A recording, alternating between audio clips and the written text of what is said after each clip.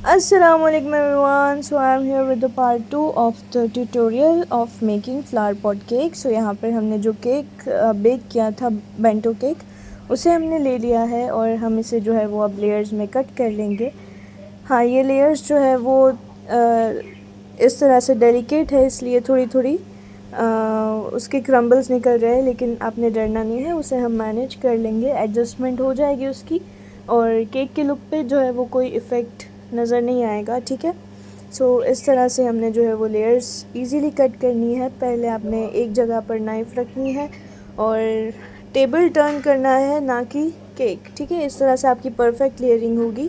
ये देखिए, अब इन तीनों लेयर्स को हम जो है वो साइड में रख देते हैं और जो हमारा टर्न टेबल है उसे क्लीन कर लेंगे। अब हमने एक केक बोर्ड ले लिया है और उस पर हम थोड़ा सा क्रीम अप्लाई करेंगे और उसके ऊपर हम पहला बेस यानी कि पहली लेयर रखेंगे, कि जिससे क्रीम लगाने से क्या होता है कि केक उसकी जगह से हिलता नहीं है जल्दी से। ठीक है। अब हमने ये शुगर वाटर लिया है, बहुत ज़्यादा शुगर नहीं, थोड़ी सी शुगर हमने डाली है पानी में, उसको डिज़ोल्व करके फिर इस तरह से हम जो है वो केक की सोकिंग करेंगे। थोड़ा थोड़ा डालना है, पहले अपने साइड्स को कवर करना है ताकि जो है वो अच्छे से सॉफ्ट हो जाए साइड्स, और बीच में जो है वो उसके बाद डालना है। अब हम जो है वो धीरे धीरे क्रम कोट करने लगे हैं। तो सबसे पहले हमने क्रीम लिया है। क्रीम किस तरह से बीट करते हैं उस पर मैं जो है वो एक शॉर्ट वीडियो डालने वाली हूँ, सो आप उसको जाकर देख लीजिए। ये वीडियो ख़त्म होने के बाद जो डिस्क्रिप्शन में लिंक दी हुई है, आप वहाँ पर जाकर देख लीजिएगा। तो आपने धीरे धीरे इस तरह से पैलेट नाइफ से जो है वो अच्छे से इसको क्या कहते हैं, नीट एंड क्लीन लेयर बना देनी है। और जो है वो साइड्स भी आपने इस तरह से कवर करती जानी है ताकि आपको जब फाइनल आइसिंग करें तब आपको प्रॉब्लम ना हो। थोड़ी सी हवा ज़्यादा चल रही है तो उसको जो है वो थोड़ा सा इग्नोर कर दीजिएगा। सो इस तरह से हमने अच्छे से फर्स्ट लेयर की क्रम कोटिंग कर ली है। अब सेकेंड लेयर रखेंगे और उसी तरह से हम जो है वो रिपीट करेंगे प्रोसेस। सो अब हम जो है वो शुगर वाटर से केक के इस लेयर को सोक करेंगे। थोड़ा थोड़ा डालना है, बहुत ज़्यादा नहीं डालना है।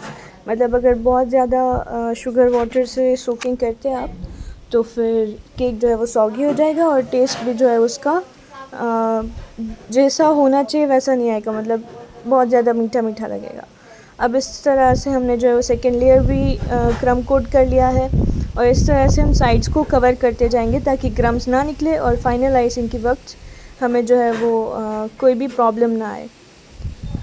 और आपने जो है वो क्रीम की लेयर इतनी रखनी है कि जितनी केक की हो उतनी सेम टू सेम, मतलब कि अगर क्रीम की लेयर केक की लेयर जो है वो हाफ़ इंचेस की है तो फिर आपने जो है वो क्रीम की लेयर भी ऑलमोस्ट हाफ़ इंचेस की लेनी है। बिकॉज़ जब आप केक को कट करते हैं तो एक पेस्ट्री की जो मतलब एक पेस्ट्री होती है उसमें लेयर्स दिखते हैं, तो अगर इवन होंगे तो बहुत ज़्यादा अच्छा लुक आता है और अगर जो है वो अनइवन होगी तो फिर थोड़ा सा लुक अनप्रोफेशनल सा आता है।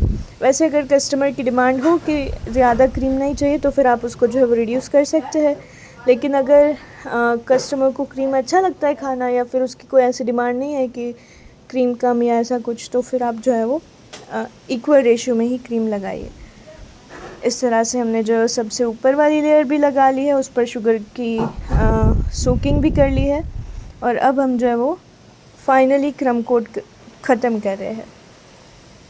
इस तरह से हमने जो है वो क्रम कोटिंग फिनिश कर लेंगे। अपनी क्रीम जो है थोड़ी बहुत पिघलती है गर्मी में, लेकिन उसका भी मैंने हैक जो मैंने बताया शॉर्ट मैंने अपलोड किया है यूट्यूब पर, जैसे कि मैंने आपको बताया है। आई बटन में भी मिल जाएगा और डिस्क्रिप्शन बॉक्स में भी आपको उसकी लिंक मिल जाएगी। सो क्रीम पिघल रही है, फाइनली हम लोग जो है वो क्रम कोटिंग फिनिश कर लिया है। तो अब इसको जाकर हम रख देंगे फ्रिज में।